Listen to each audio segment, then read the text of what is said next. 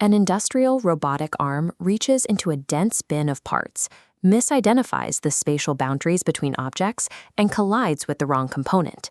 This failure happens despite the scale of the model. The prevailing assumption in machine learning has been that increasing parameter counts and training data would eventually resolve these errors. This diagram reveals why that assumption is flawed. Standard models process language and images as bags of words.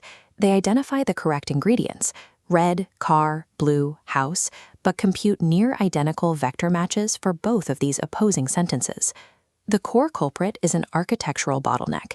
Vision transformers crush thousands of dense visual patches into a single global classification token, stripping away the physical geometry required to link a specific color to a specific object. By destroying this localized geometry, traditional models lose the ability to perform spatial reasoning. Correcting this requires a shift away from global summaries toward a multi-layered approach. The Chai framework introduces multi-granular alignment. On the left, the standard compress funnel forces a scene's complexity into a single vector. Chai, shown right, deconstructs text and images into an isomorphic hierarchy. This mirrored tree structure links specific visual regions to specific linguistic tokens. Alignment occurs at multiple resolutions concurrently. By preserving the structural integrity of the input data, the model can verify how distinct elements interact in space. Standard models treat a caption as a flat sequence of tokens.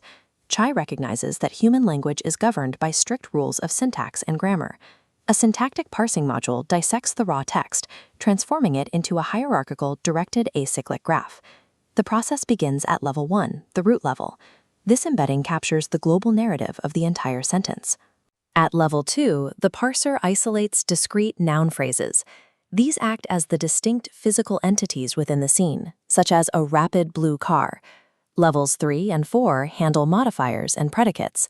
Adjectives are logically bound to their specific entities, while verbs and prepositions define the spatial geometry connecting them. This transforms a text string into a rigorous architectural blueprint that the system uses to query visual data. To match this linguistic blueprint, the vision encoder abandons the singular global token and leverages the intermediate patch embeddings produced by the vision transformer.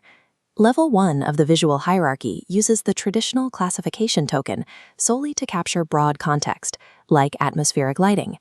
For Level 2, the system uses a differential cross-attention mechanism. It dynamically groups raw visual patches into latent object tokens based on their shared texture and proximity. This allows the model to discover objects organically without the need for the closed-set vocabularies used in traditional bounding box supervision. At Level 3, the model utilizes high-resolution patch embeddings to capture fine-grained details, such as microscopic material textures and exact color distributions. The visual data is now structured as a parallel, multi-resolution hierarchy that mirrors the linguistic dependency graph.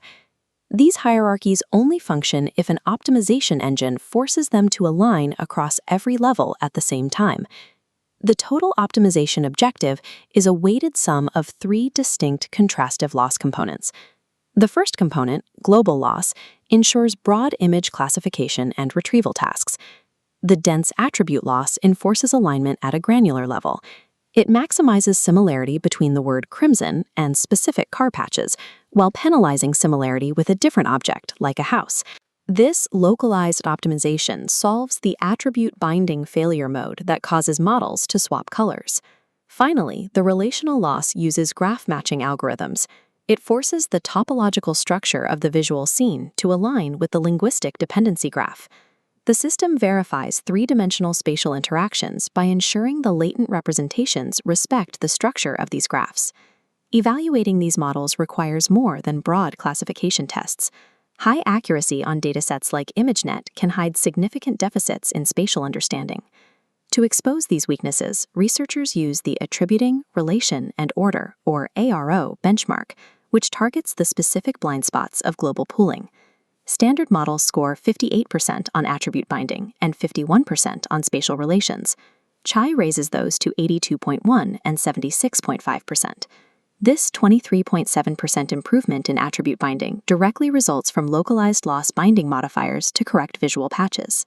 The jump in spatial relations indicates that the relational graph matching mechanism is successfully capturing the geometric arrangement of objects. These results show that multi-granular alignment is necessary for a model to achieve compositional reasoning.